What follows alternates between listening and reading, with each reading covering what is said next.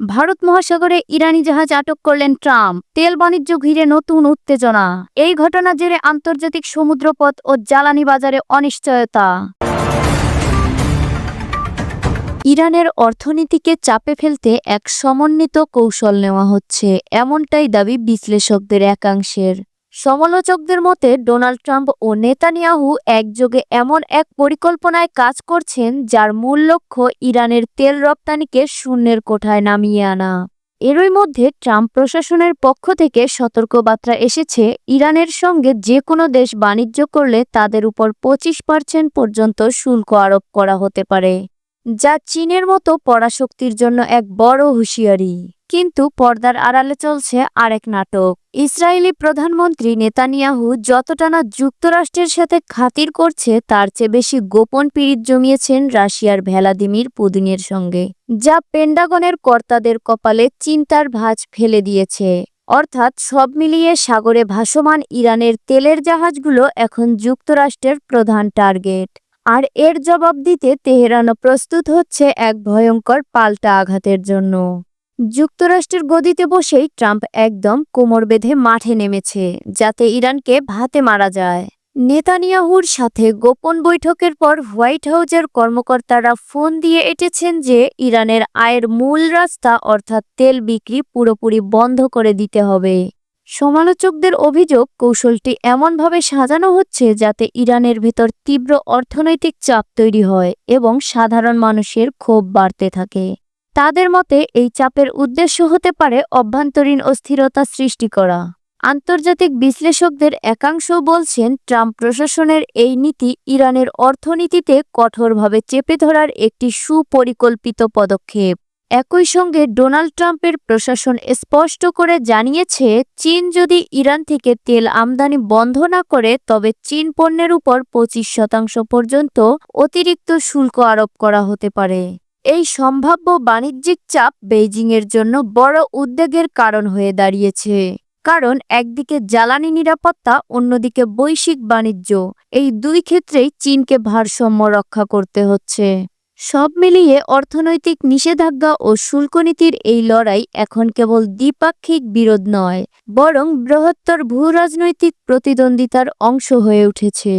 অর্থনৈতিক বিশ্লেষকদের মতে যুক্তরাষ্ট্রের এই পাগলাটে সিদ্ধান্ত বিশ্ববাজারে তেলের দামে আগুন লাগিয়ে দিতে পারে। ফলে চীনের সাথে যুক্তরাষ্ট্রের রেষারেষি আরও দ্বিগুণ হয়ে উঠবে। এদিকে সাগরের বুকে শুরু হয়েছে যুক্তরাষ্ট্রের নির্লজ্জ দস্যুভিত্তি। ভারত মহাসাগরের বুক চিরে ইরানের বিশাল একটি তেলের ট্যাঙ্কারকে ছিনতাই করছে যুক্তরাষ্ট্রের কুখ্যাত ডেল্টা ফোর্স। ইরানের মেহের নিউজ এজেন্সি এবং স্যাটেলাইট ট্র্যাকিং ডাটা অনুযায়ী জাহাজটি ইরান থেকে বিপুল পরিমাণ তেল নিয়ে চীনের দিকে যাচ্ছিল। ঠিক সেই মুহূর্তে যুক্তরাষ্ট্রের হেলিকপ্টারগুলো সিনেমার কমান্ডো স্টাইলে জাহাজটির উপর ঝাঁপিয়ে পড়ে এবং সেটিকে জোর করে নিজেদের দখলে নেয়। যুক্তরাষ্ট্র অবশ্য বিশ্বকে বোকা বানানোর জন্য দাবি করেছে যে তারা জাহাজটি ক্যারিবিয়ান সাগর থেকে আটক করেছে। কিন্তু আসল ঘটনা হলো, তারা আন্তর্জাতিক আইনের কোনো তোয়াক্কা না করে ভারত মহাসাগরের মতো জায়গায় ইরানের শ্যাডো ফ্লিটের উপর হামলা চালিয়েছে। সমরবিদরা বলেছেন, যুক্তরাষ্ট্রের এই আচরণ কোনো সুপার পাওয়ারের মতো নয়, বরং সিসকে দস্যু দলের মতন। জাহাজটিতে থাকা বিপুল পরিমাণ তেল লুট করার জন্য যুক্তরাষ্ট্র এমন জঘন্য কাজটি করেছে, যা ইরানকে উচিত শিক্ষা দেওয়ার নামে আসলে ডাকাতি ছাড়া আর কিছুই নয়। তবে পর্দার আড়ালের ঘটনাগুলো শুনলে আপনি বিস্মিত হতে পারেন। আল জাজিরার একটি প্রতিবেদনে দাবি করা হয়েছে, ইসরায়েল ও রাশিয়ার সম্পর্ক নিয়ে নতুন প্রশ্ন উঠেছে। ফেব্রুয়ারি 2025 থেকে ফেব্রুয়ারি 2026 পর্যন্ত নেতানিয়াহু রাশিয়ার প্রেসিডেন্ট ভ্লাদিমির পুতিনকে মোট 8 বার ফোন করেছেন, অথচ একই সময়ে যুক্তরাষ্ট্রের প্রেসিডেন্টের সাথে কথা বলেছেন মাত্র 4 বার। এমনকি চীনের প্রেসিডেন্টের সাথে নেতানিয়াহুর একবারও কথা বলেননি। এই তথ্য প্রমাণ করে যে নেতানিয়াহু যুক্তরাষ্ট্রের সাথে বন্ধুত্বের নাটক করলেও আসলে রাশিয়ার সাথে গভীর সম্পর্ক বজায় রেখে চলেছেন। পুতিন নিজেকে ইসরায়েলের বসবাসরত 22 লক্ষ রুশ ইহুদির বড় ভাই বলে মনে করেন এবং যে কোনো মূল্যে তাদের স্বার্থ রক্ষা করতে চান। আর এই সুযোগটাকেই কাজে লাগাচ্ছে ধূর্ত নেতানিয়াহু। জেনেভা ইরান রাশিয়া ও চীনের এক বৈঠকে রাশিয়া কৌশলে এমন এক প্রস্তাব দিয়েছে যা আসলেই ইসরায়েলের সুবিধা করে দেয়। রাশিয়া প্রস্তাব করেছে যে ইরানের সমস্ত এনরিসট ইউরেনিয়াম রাশিয়ায় পাঠিয়ে দিতে হবে। মূলত এটি ছিল ইরানের জন্য রাশিয়ার পাতা গোপন এক ফাঁদ। তবে ইরান বুঝতে পেরেছে যে রাশিয়া আসলে ডাবল গেম খেলেছে। একদিকে তারা ইরানের বন্ধু সাধছে, অন্যদিকে ইসরায়েলকে খুশি করার জন্য কাজ করছে। ইরান অবশ্য চুপ করে বসে থাকার পাত্র নয়। যুক্তরাষ্ট্রের এই দাদাগিরির জবাব দিতে তেহরানও প্রস্তুত হচ্ছে। সামরিক বিশ্লেষকেরা বলছে ইরান যে কোনো সময় হরমুজ প্রণালী বন্ধ করে দেওয়ার মতন কঠিন সিদ্ধান্ত নিতে পারে। যদি ইরান হরমুজ প্রণালী বন্ধ করে দেয় তবে বিশ্বে তেল সরবরাহের 12টা বেজে যাবে এবং বিশ্ব অর্থনীতিতে ধস নামবে। ইরান ইতিমধ্যেই হুঁশিয়ারি দিয়েছে যে যুক্তরাষ্ট্র যদি তাদের তেল রপ্তানিতে বাধা দেয় তবে তারা পাল্টা ব্যবস্থা নেবে। হরমুজ প্রণালীতে যুক্তরাষ্ট্র বা তাদের মিত্রদের জাহাজগুলো এখন ইরানের মিসাইলের নিশানায় রয়েছে। সমরবিদরা বলেছেন ইরান এখন আর শুধু মাটির যুদ্ধে সীমাবদ্ধ নয়, বরং সাগরেও যুক্তরাষ্ট্রের সাথে টক্কর দেওয়ার মতো ক্ষমতা রাখে। ইরানের হাতে রয়েছে দ্রুতগামী স্পিডবোট এবং শক্তিশালী অ্যান্টিশিপ মিসাইল, যা যুক্তরাষ্ট্রের বড় বড় যুদ্ধজাহাজকেও সাগরের তলায় পাঠিয়ে দিয়ে চিরতরে অকেজো করে দিতে পারে।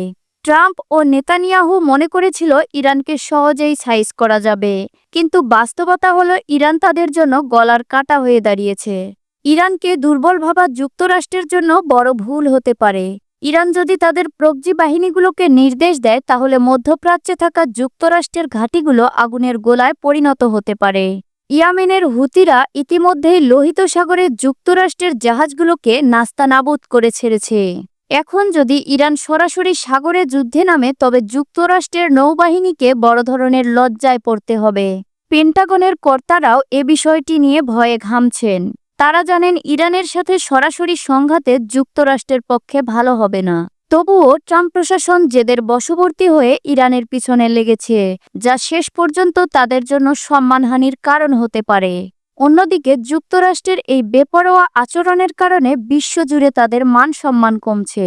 চীন ও রাশিয়ার মতো পরাশক্তিগুলো যুক্তরাষ্ট্রের এই মাস্তানি আর মেনে নিতে পারছে না। তারাও ইরানের পাশে থাকার ঘোষণা দিয়েছে। চীন ইতিমধ্যেই জানিয়েছে যে তারা যুক্তরাষ্ট্রের শুল্কের হুমকিকে পাত্তাও দেয় না এবং ইরানের সাথে তাদের ব্যবসা চালিয়ে যাবে। অন্যদিকে রাশিয়াও যুক্তরাষ্ট্রের উপর চাপ সৃষ্টি করছে। এই পরিস্থিতিতে যুক্তরাষ্ট্র আসলে একা হয়ে পড়েছে। ট্রাম্প প্রশাসন যতই হুঙ্কার দেখ না কেন, বাস্তবতা হলো তারা ইরানকে পুরোপুরি কোণঠাসা করতে পারছে না। ইরান, চীন ও রাশিয়ার মতো দেশগুলো মিলে যুক্তরাষ্ট্রের এই দাদাগিরির অবসান চাইছে এবং বর্তমান পরিস্থিতি দেখে মনে হচ্ছে তারা সেই লক্ষ্যে অনেকটাই সফল।